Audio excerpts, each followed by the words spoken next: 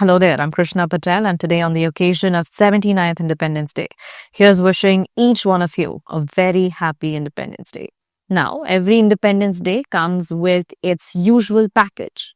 The tricolor waving proudly, the red fort buzzing with energy, and PM's speech that starts off slow but suddenly has everyone scrambling for Twitter quotes and a collective reminder that yes, August 15 also means your WhatsApp family group is about to be flooded with 75 forwarded JPGs of the same Indian tricolor flag. But this year came with fireworks of a very different kind, not in the sky, but in form of announcements that could reshape India's defense, its economy, and even its diplomatic posture. Now let's start with the big one, the Sudarshan Chakra Mission. Now if you've grown up on Mahabharata stories, you know exactly what the Sudarshan Chakra is. Lord Krishna's spinning disc that could slice through anything on its path. Now imagine that mythological weapon, but engineered with AI, radar, missile tech, and instead of striking down demons, it's here to intercept incoming threats from the sky and maybe send a polite but firm return to sender message to anyone thinking of messing with India. Now, PM Modi has announced that India will build its own multi-layered air defense system, homegrown and fully loaded. Now, think of it as our very own Iron Dome, but with a distinctly Desi attitude. This isn't about catching missiles midair. This is about telling the world that we don't just defend, we respond. Now, this mission will combine the strengths of several defense projects. Sudarshan Chakra Air Defense, Project Kusha, Akash Prime, all under one umbrella. And the cherry on top, it's all a part of the Atmanirbhar Bharat tree.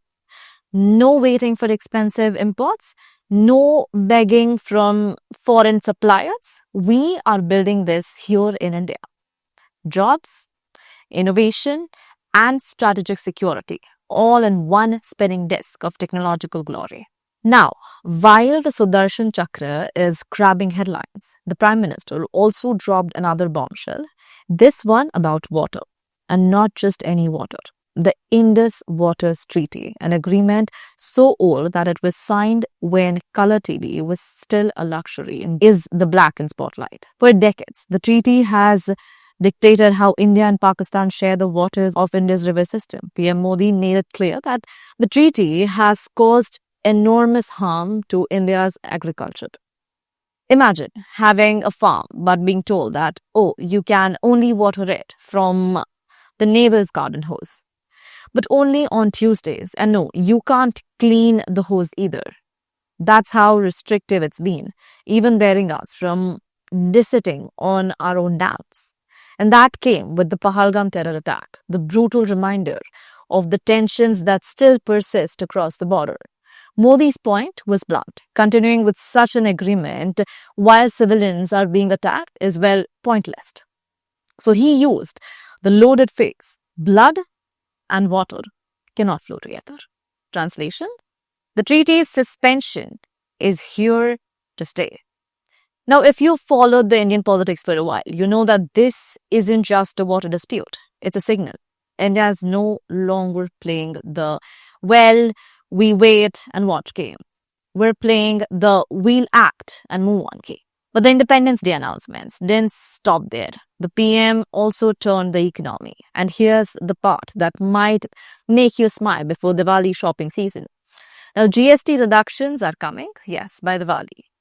No, that doesn't mean that your neighbor's overpriced sweet shop will suddenly sell Kaju Katri for 200 rupees a kilo. But hey, every rupee counts. He also put the spotlight on semiconductors, the little chips that run your phone, your laptop, your car, and pretty much every argument you've ever had with your Wi-Fi router. India's gearing up to produce them domestically. Why? Because right now, most of the world's chip making happens in just a handful of countries. If one factory in Taiwan sneezes, the entire global supply chain catches a cold.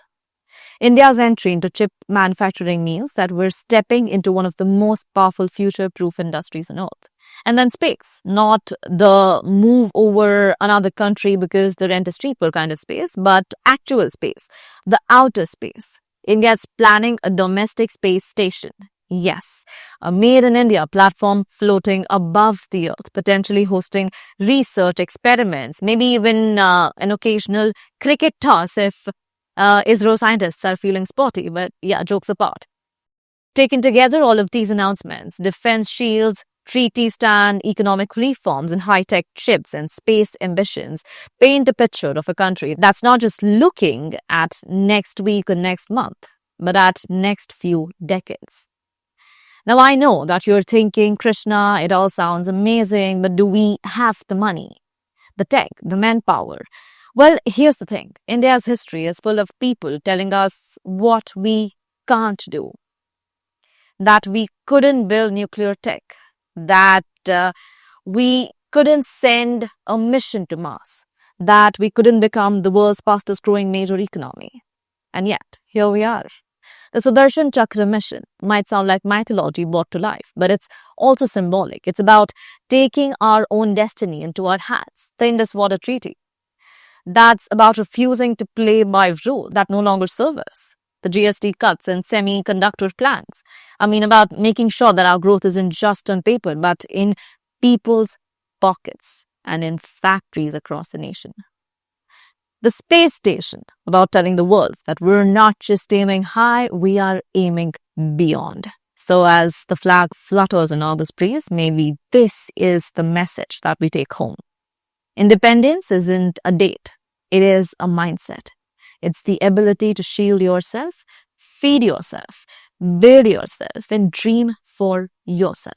79 years ago, we won the right to govern ourselves.